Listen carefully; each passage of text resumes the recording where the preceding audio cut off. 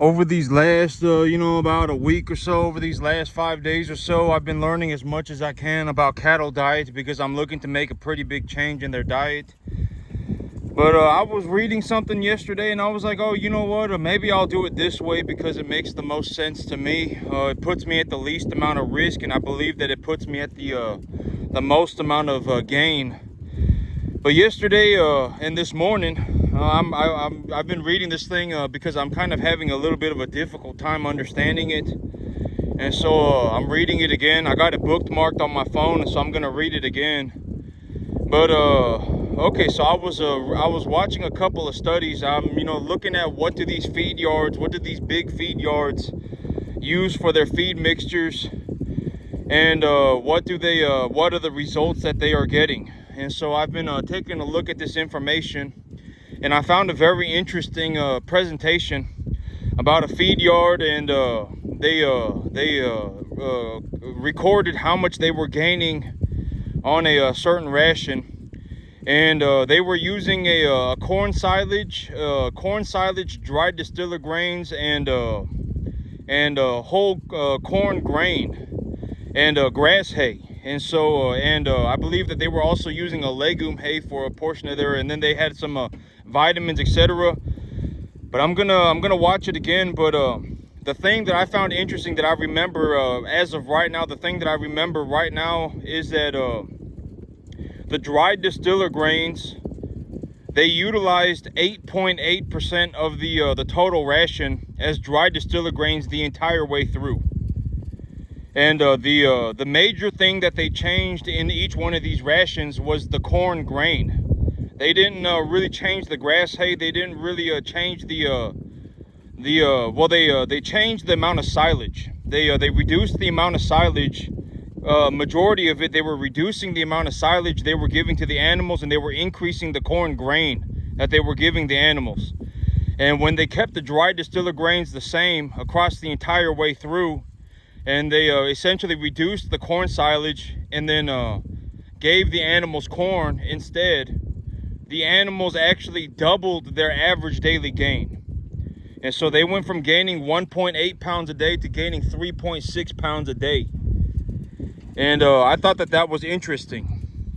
And so am I going to be doing that? No, I'm not. I'm not going to be, because here's the thing, is that, if you want to, overlay this information with other stuff, and it's like, from what I've seen as well, is that you really do not want to give a small calf acidosis.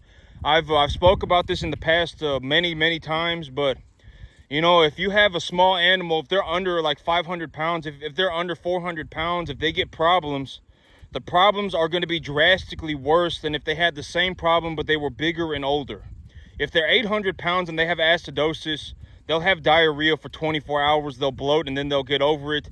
If they're small, if they're 350 pounds, if they're 250 pounds and they have acidosis, they're going to dehydrate very quickly. They're going to stop eating. They're probably going to end up getting sick as well. They're going to be bloated. I mean, it's not good. You really do not want to be having health problems with these small animals. The smaller the animal is, the worse the health problems get.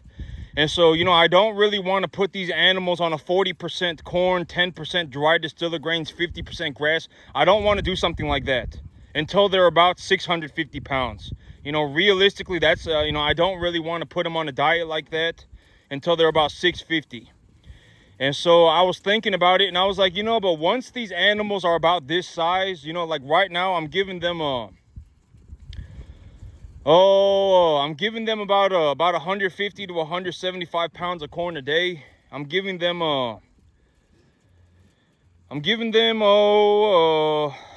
250 pounds of creep pellets a day, and then 150 pounds of corn, and then I'm giving them as much of hay as they want to eat. And they're gaining real good. They are gaining real good right now. And so, I'm going to have to sit there and I'm going to have to think about it. Because it's like, if the animals are smaller, I don't really want to put them on a 40% corn diet. I just don't think that that's going to be a good idea. But I'm going to start them off on 20%. I figured that what I would do is I could start them off on 20% corn, 10% dry distiller grains, and 70% hay. I'm going to see how they do. If I do that, they're not going to gain very fast, but they're also probably not going to have health problems. I'm not going to be seeing a whole lot of acidosis. I'm not going to be seeing a whole lot of bloating. And so, when these animals are small, the smaller the animal is, the more concerned you need to be about what is going on with that animal. I've said this 20,000 times in the past, but the smaller the animal is, the worse the health problems become. If they get BRD, it's going to be worse if they're small than if they got it when they were big. If they got acidosis when they were small, it's going to be worse when they're small than when they are big. I mean, if they, if they even, right? If they dehydrate, if they're dehydrated, it's going to be worse if they're small than if they're big. It could be anything. Heat stress. It could be It could be anything. If it's going to be worse when they're small. If you got a big animal and they're getting heat stressed and stuff like that, they'll just go and drink a bunch of water and then they'll go, they'll figure it out. But if they're small, I mean, it's going to be worse. And so right now, yesterday I was talking about, I'm making about $7,000 a month. But here's the thing. It's like, if you want to, listen to, I'm going to give my perspective on what I see happening with my money over these, I'm forward thinking my money. And so right now, it seems like I'm making a lot of money. I'm making a drastic amount of money right now. Oh my God, I may be even doing more than $7,000 a month right now. But the reason that I am making so much money is because I am essentially force liquidating any animal over 600 pounds. Normally, I would be keeping these animals up until they're about 800-900 pounds. If I had a lot of grass, I would be holding on to these animals until they're 800-900 pounds. If I had some grass, I would hold them until about 750. If I had a lot of grass, I would hold them until about 850.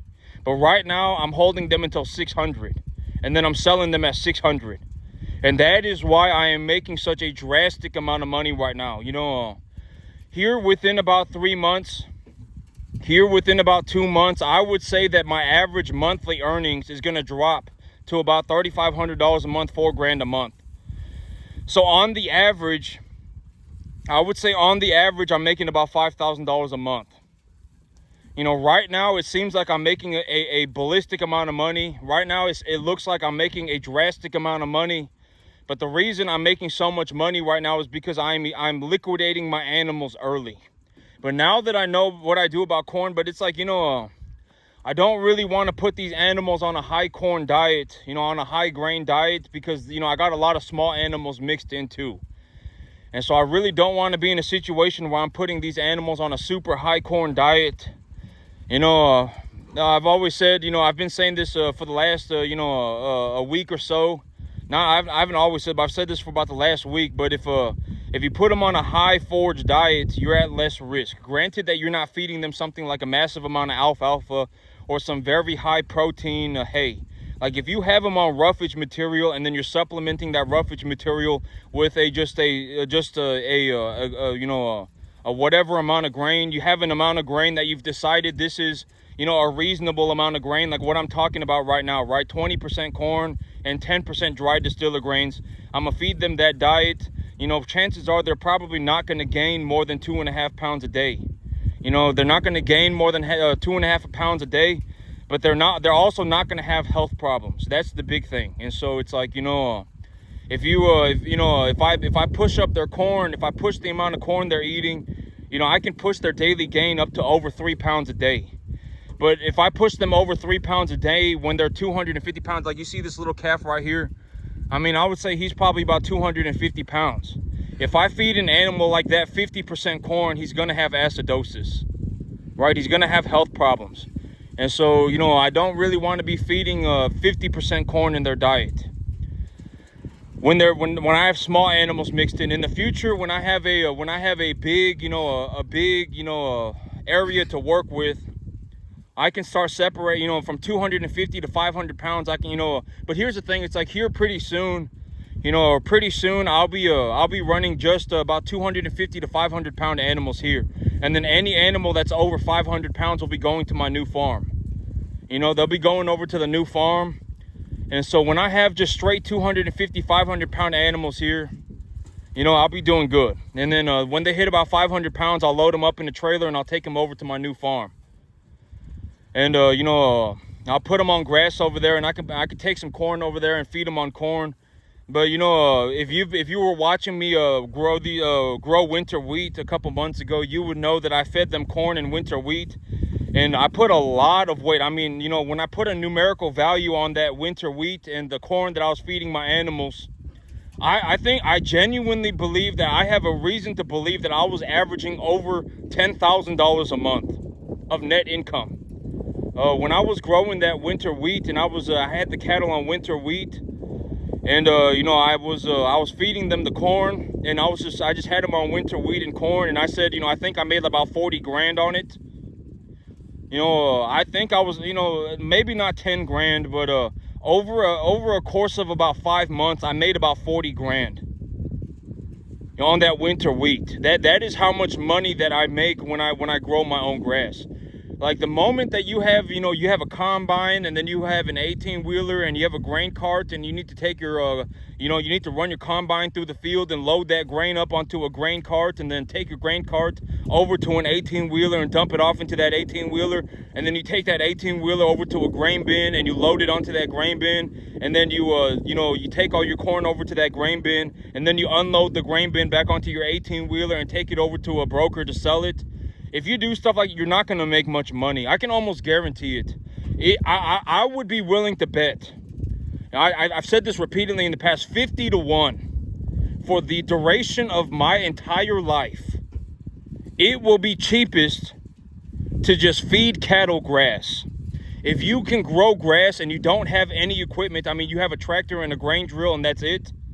If you have a tractor and a grain drill and you just plant the grass for the cattle and your cattle walk around and eat it and that's it, that will be the most profitable way to run cattle. I would be willing to bet 50 to 1 that at least for the duration of my entire life, it will be that way. Because here's the thing. Like me, I can buy corn just like the big feed yard guys do, right? I buy corn too, right? Texas corn. Our corn here in Texas, we pay about a 50-cent bushel premium. In Texas, a 50-cent bushel premium is like me paying an extra $20 a ton. And if you're in an area where you pay you pay cheaper than the average, it's like me, I pay $190 a ton right now, right? Maybe I pay $190 a ton. Maybe I pay $180 a ton delivered for corn, right? And if you live somewhere where your corn is just unusually cheap, it is just extremely cheap, it's like maybe you pay $140. But that $40 a ton difference is not going to make or break the difference, or not going to make or break the business. I can almost guarantee it. I've said this all the time, right? If you're in an area where you can just grow grass and you can have cattle walk around and eat the grass, and you don't need to bale it, you don't need any equipment, you don't need anything. You just have the cattle, and the cattle will walk around and eat the grass, and you grow the grass properly. Your grass is within a certain range of feed values, right? The protein and the energy, the developmental stage of the grass, etc., etc. If you know how to grow grass and you know how to feed cattle on grass, it will be the cheapest, most cost-effective, most profitable way to run cattle forever. For essentially, at least for the duration of my lifetime. I would be willing to bet 50 to 1. By the time you have a combine and you have a grain cart and you have an 18-wheeler and you need to load all this stuff up into a grain bin, and then you need to unload it from a grain bin into an 18-wheeler and then drive it 3 hours away to the broker and unload it off to the broker, or 2 hours away to the, everything's going to cost money. And you're not going to be able to make much money if you do it like that. I would be willing to bet 50 to 1. And I've said that, one of the big reasons why my farm makes such a drastic amount of money. Like, when people look at my farm, it's like it's a money printing machine, right? This farm makes such a massive amount of money.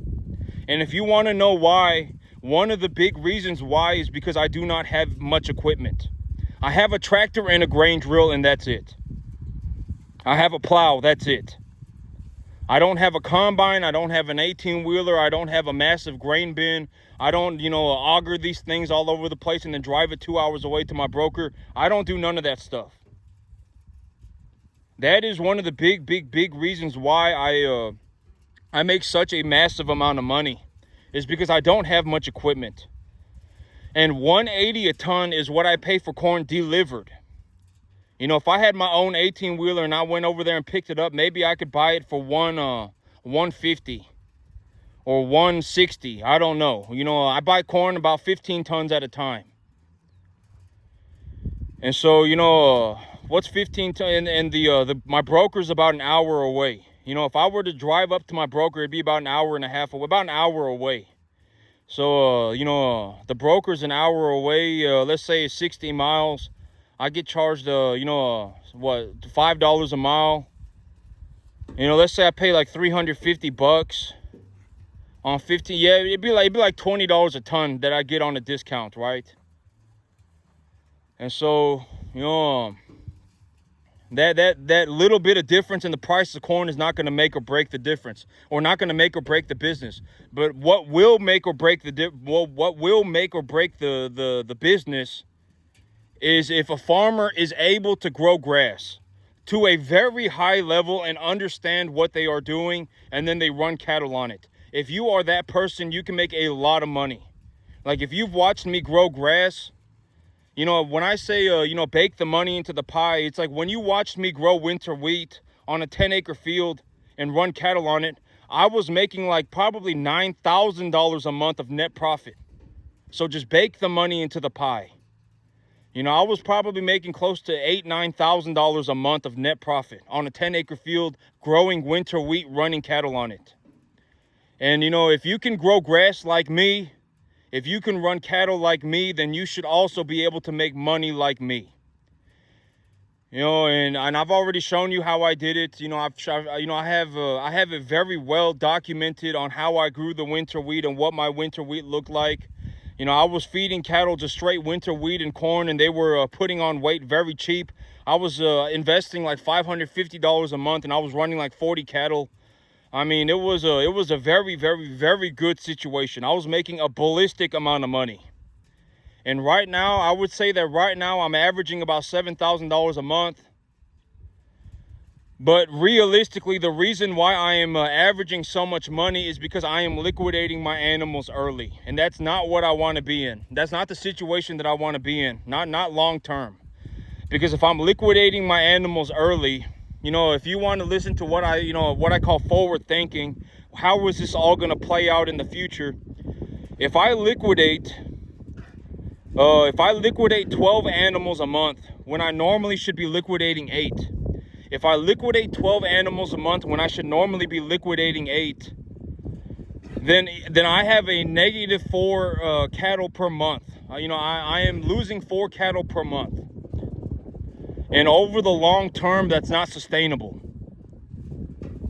And so, you know, I realistically want to be in a situation where I'm liquidating 8 animals a month and I'm bringing home 8 animals a month. And right now, it's like, even, you know, I'll be liquidating 12 animals and I'll be bringing home about 10. And so, you know, it's not an ideal situation. And so, you know, if I continue this, you know, eventually the profits will disappear. Because if I'm losing 2 animals every month, then after 2 years, I won't have any cattle.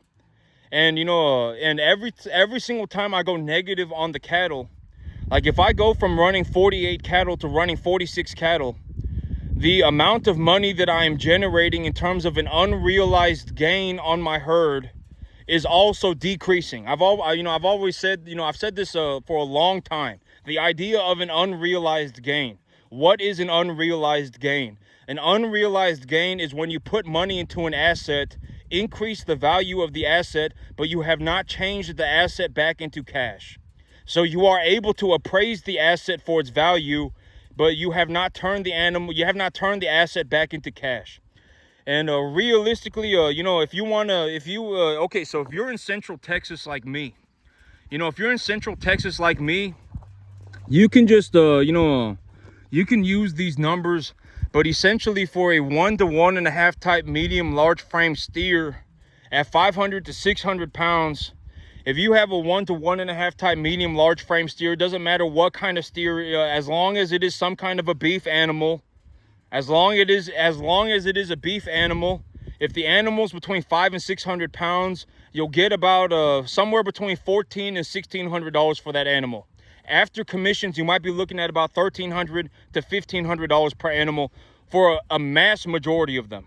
a mass majority, you can estimate that you'll get about, about $1,400 to $1,500 an animal. If you really want to lowball it, $1,300 and $1,300 to $1,500, about $1,400 an animal. That's what you can anticipate that you will get if your animal's at about 550, in between 500 and 600 pounds. If your animal's about 550, you'll get about you'll get about that much for the animal.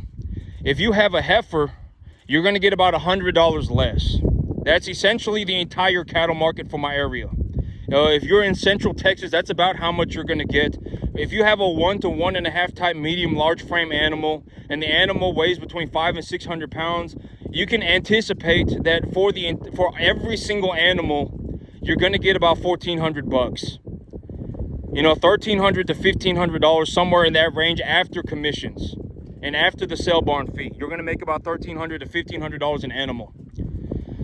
That's if you're in my area.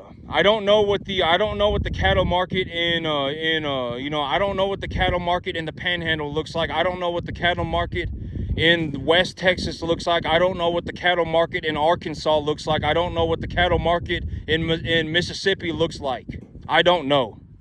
But in my area, that is the case. If you have a 1 to 1.5 type medium large frame animal, and the animal weighs about 550, you'll get about $1,300 to $1,500 for that animal, about $1,400 after commissions and sale barn fees.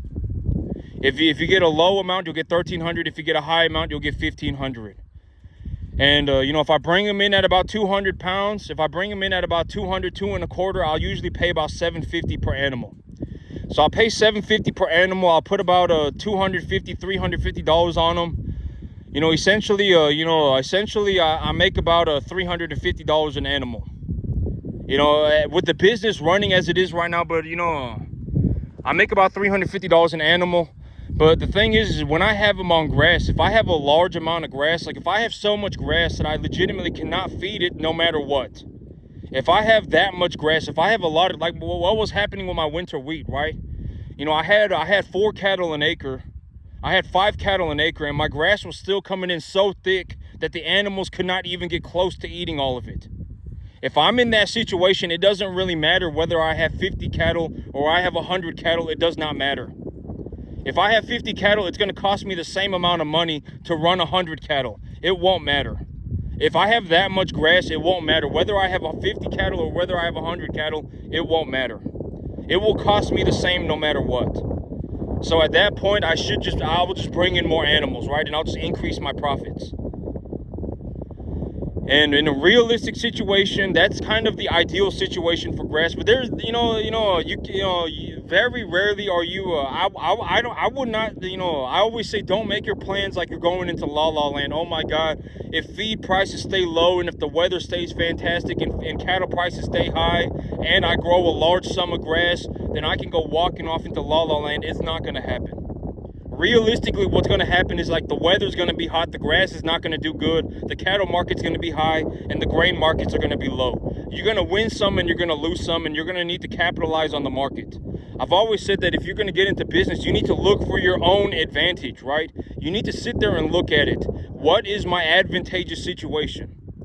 In my area, the advantageous situation for me is that there is a massive cattle population.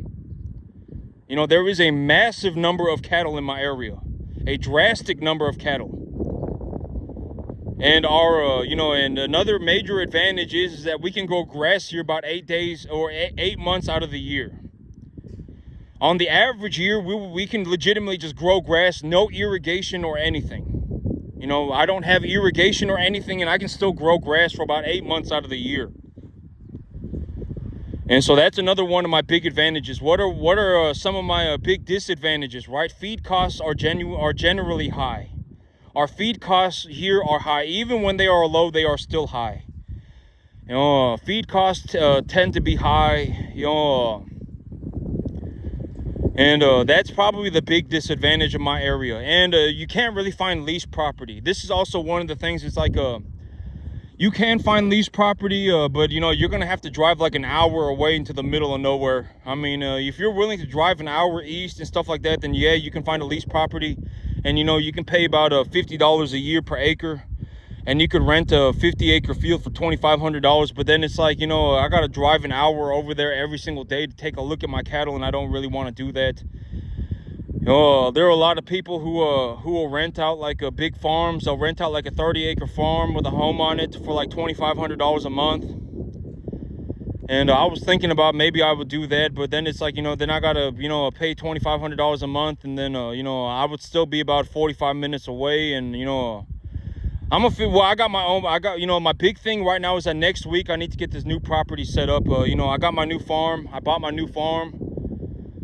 And I need to go and get all that squared away. And then realistically, if I can get grass growing on it, I can take these animals over there. And so, you know, I can liquidate animals, take them over there, take a look at what's going on, grow grass, put grass on it, etc., etc. And so, you know, right now, things are going okay. You know, things are rolling, right? And so, by about next week, I'll have these animals on the dry distiller grains, and that's what I figured out about the cattle diet as of right now. I've been looking at different cattle ration formulations, and you know, I'm probably well, from the information that I have collected, I'm gonna stick to 10% dry distiller grains. Oh yeah, and I was also gonna mention that I found a local mill. I found a local feed mill that does feed testing, and so I'm gonna send in my feed for testing myself. You know, I just got to send them a sample, and they'll give me information on what the feed is. And I've also been learning. I've been looking to learn as much as I can about cattle feed, and so you know, I've been reading about something called NDF and ADF, acid detergent fiber. It's called like detergent fiber, and I think it's like the lower the ADF number, or you know, or the lower the you know, like if your animals, if you got an animal that is eating too much, if they got severe bloat, then you should increase the NDF, is my understanding. If you feed your animals a lot of NDF, it will limit the amount of feed that they are ingesting. And so it's a type of fiber, but if the animals eat it, it will fill them up. It will take up space in their rumen, and it will take a long time to digest. And so I'm learning as much as I can about cattle diet. And one of the things that I was reading about was NDF and ADF. And I think it's like a ADF, it's like the lower the ADF number, the higher the quality of feed is. And in terms of NDF, if you want to increase the amount of feed, overall feed that your animal's eating, you reduce the NDF. But if you want to reduce the amount of feed that your animal's eating, you increase the NDF. But if you want to increase the amount of feed that your animal's eating, you reduce the NDF. From my understanding, that's how it works. And so, you know, I got a local feed mill over here that will sample my feed, and so I'm gonna send everything that I have off to them. I'm gonna start these animals off on a 10% dry distiller grains, 20% corn, 70% hay ration, and I'm gonna see how they do on it. And realistically, once these animals, once I got my new farm squared away, these animals, once they hit about 500 pounds, I'll just be taking them over. Oh, but you see that red animal over there that went by into the barn? And I was saying, you know, she looked kind of wonky. Yesterday, I was taking a look at her, and I was like, I think she's sick, and so I gave her a shot of macrocin. And she's looking a lot better already. She's more active. She's not so droopy. And so that's my big thing. You know, I told myself, you know, I had that animal die. You know, I think that, you know, I had that 500-pound steer die from BRD. And I was like, you know, I'm not exactly sure what happened. But I was taking a look at, you know, I always say take a look at the situation objectively, right? Be as objectively straightforward with yourself as you can. When you look at a situation, be as objective as possible. So I said, what happened? I asked myself what happened, and I was like, you know what? I know that what happened was that the animal got BRD. I gave the animal a shot of Zactran, and then 2 days later he had died. And so, you know, realistically, if I gave him a shot of Zactran and 2 days later he had died, he had already been sick for about 3 days before I gave him the shot of Zactran. And so I was like, you know, what realistically happened was I gave him the medication too late. He was sick for 3 days already. And if you've watched my channel for any significant amount of time, you know that by the time that the BRD symptoms have onset, by the time you look at your animal and you go, I think that this animal has BRD, by the 5th day, they're dead. By the third day, your chances of saving that animal are about 50-50. And so, you know, every day that goes by, it's like you are drastically reducing the survivability of that animal. So if you look at an animal and you say, I think this animal is coming down with BRD, by the 5th day, they're usually dead. By the 3rd day, they're almost unrecoverable. And so realistically, you need to treat that animal when they're starting to look sick. If you look at the animal and you say this animal has BRD, I'm pretty certain of it, it's too late. When you look at the animal, you should say this animal, I think, is just something's not right with this animal.